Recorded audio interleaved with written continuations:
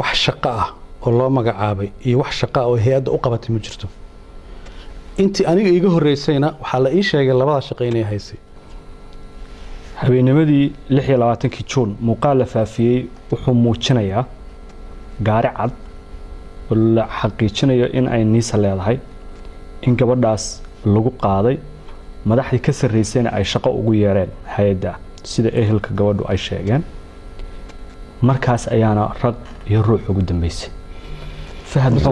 waxaan ka xumahay gabadhaas kiiskeeda yani meelo far badan baa la marsiiyey habeenkaas aad sheegayso horta waddanka ani ma joogin dalka waa ka maqnaa anigoo maqan bayna waxaa dhaceen haddii si aad ogolaato inaan si tafsiira kugu sheego waana markii u horreysay oo aan kiiskaas ka hadlayo gabadhaas allah u naxariisto mu'aamarad ajnabi iyo soomaali isla sameeyeen waliba ay soomaali samaysay baa lagu shirqoolay waxaana looga dan lahaa in hay'adda Soomaaliyeed magaceedana lagu dilo ayadana lagu dhibaateeyo shirqoolkaas dadkii sameeyay dawladda ka tirsan bay ahaayeen hadda rabtida magacyadooda ku sheegi karaa waxaan rabaa si faahfaahsan jahad inaad iigu sharaxdid kiiska ikraan min bilow min dhammaad adigoon waxba qaranayn magacyada dawladaha shakhsiyaadka ilaa soo ku bilowday ilaa soo ku dhamaaday waxaana ahaana dhageyste su'aalaha ka soo baxa aan wax ka weydiin waaye waa maasan tahay horta kiiskaas haddaad og tahay waxaa la diiday oo xataa nafteeda khatar loo geliyey riboodka hay'adda ay ka hayso inay golaha amniga qarankiisu maalintii loo madlay in golaha amniga qaranka la geeyo warbixintaas oo guddiga amniga qaranka la hordhigo waa maalinta aniga Djibouti lagu xiray oo nafteeda khatar la geliyey oo nolosheeda khatar la geliyey ayada mawduuceeda marka laga yaabo inaan ka sheekeysano hadda ma galay taas dantii laga lahaana waxay ahayd inaan xamar imaanin oo aan warbixintaas dhiibin taasoo kaliftay inaan dalka dib uga soo laabto oo diyaaradii la soo celiyey oo dib loogu soo celiyey meeshii aan ka imid horta waxay ku tusinaysaa dadka mu'aamarada gabadhaas sameeyay inaysan raali ka ahayn xogtaas inay baxdo laakiin maanta xogti baan adiga ku siinaya fadal soo dhawow gabadhaas mu'aamaradeeda siday u bilaabatay ilaa u dhamaatay waxay shaqo u doonatay xafiiska ra'iisul wasaare Maxamed Xuseen Roble gabadha markay shaqo xafiiska u doonatay meeshii ay sugaysa in shaqo la siiyo baadad mu'aamarad ajnabiyana ka shaqeynayay rabay dalka inay khalkhal galiyaan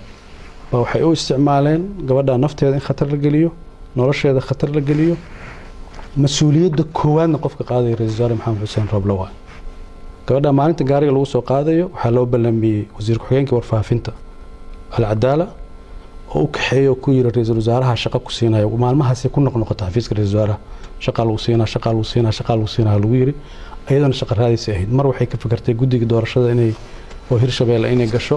mar waxay ka fikirtay inay xildhibaan Hirshabeelle noqoto haddana way iska daysay markii dambe xafiiska ra'iisul wasaaraha tir shaqo u doono sidii wax u dhaceen tafaasiisheeda inteeda badan ma raba hadda inaan galo laakiin intaan ku sheegi karo waxa waaye gabadhaas gaariga lagu qaaday nin la yiraahdo xildhibaan oo la yiraahdo Mahad Salaad oo hadda rabta feelkiisa mar kale aan furayno ama su'aalo kale ku furayno baa la kulan siiyay asaga gaari ku qaaday gaarigii baa laga qaaday waxaa la geeyay Dar es Salaam xaafad la yiraahdo Xamar ku taala oo dadka magaalada ugu ladan ay degan yihiin gurigaas laga qaaday waxaa la marsiiyay Shabeellada hoose meel jilib u dhow baa la geeyay halkaasana lagu dilay nin la yiraahdo Mahad Karatay oo madaxda shabaab ka mid ah operation ka fuliyay oo ay xiriir dhow leeyihiin Mahad Salaad ra'iisul wasaaruhuna aweer buu ahaa wuu ka warqabay dhibaatadaas in loo geysanayana wuu ka warqabay aakhiro iyo adduun qofka gabadhaas la weydiinayo waa ra'iisul wasaare Maxamed Xuseen Roble farsamada lagu fuliyayna al-Cadaala iska lahaa gacanta fulisayna Mahad Salaad waaye cidda dishayna waa al-shabaab sidaas aan kugu sheegay oo qorshahaygu ahaa inaan guddiga amniga qaranka hortooda ka sheego laakiin si aysan xogtaas u bixin waxaa la qaaday 4 talaabo hay'adda in la dhoofaada shaqada laga joojiyay taliye cusub in loo magacaabo waad ogtahay in taliye cusub loo magacaabay aniga eelaboorka la igu celiyay Djibouti anoo transida oo dawladda Djibouti la isticmaalay oo la dhaxgalay markii aan xamar imaadayna waxaa la diiday shirka in la qabto ورئيس وزراء وحدود إنه الشركة سوق يبقله مركه هدي كيسكا inta tallaabo oo la qaadad waxaad ka garan kartaa cidda qaadaysa maxay kiiskan u qaadaysaa taliyaha nabad sugidda haddii la rabo in la baaro shaqada laga joojiyey taliyo kale la magacaabay safarkii baa loo diiday shirkii baa la diiday waxay ku tusinaysaa waxaasoo dhan waxa loo sameynayo lixaajatin fii nafsi yacquub wax uu og yahay baa jira waa wax asaga uu og yahay inuu sameeyey maadaama uu sameeyey cid allaale iyo ciddii warbixintaas sheegi kartaan inuu la dagaalamo dagaalku ra-iisul wasaaraha uu waday oo hay-adda ku qaadaan laba hadaf oo ka lahaa sumcadda hay-adda in la dilo institutionka dowladdana la burburiyo waa meesha ajnabiga ay ka soo galeen oo ay rabaan hay-adda nabad sugidda iyo sirdoonka qaranka maadaama ay dowlado fara badan dhaaftay oo qaarkood deriska ay ka hormartay in dib loo soo celiyo heerkii faragelinta maalinta aan kuu sheegayna lagu soo celiyo dowladda ajnabiga ah ee kiiska ikraan fulintiisa fududeyntiisa qaadatay yaa way waa laba dowladood ma raba hadda magacooda inaan sheego dadka Soomaaliyeedna waa fahmayaan laakiin ma raba inaan magacooda sheego laakiin Fahad waxaad sheegtay magacyo ay ka mid yihiin Mahad Salaad oo hadda hay'adda haysta injineer Maxamed Xuseen Roble oo ra'iisul wasaare ah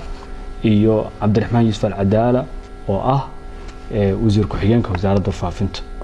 sidaas la mid ah dadka ajnabiga ah ee kiiska lugta ku lahaa ee aad eedeynaysid dadkaas dowladahaas aad labada sheegtay inaad magacoodid ayaan ka doonaynaa hadda inaan sheego diyaar u bihi asbaab jira dartood waxyaabaha jira markaad mas'uul sirdoon soo noqotay fasax u baahantaa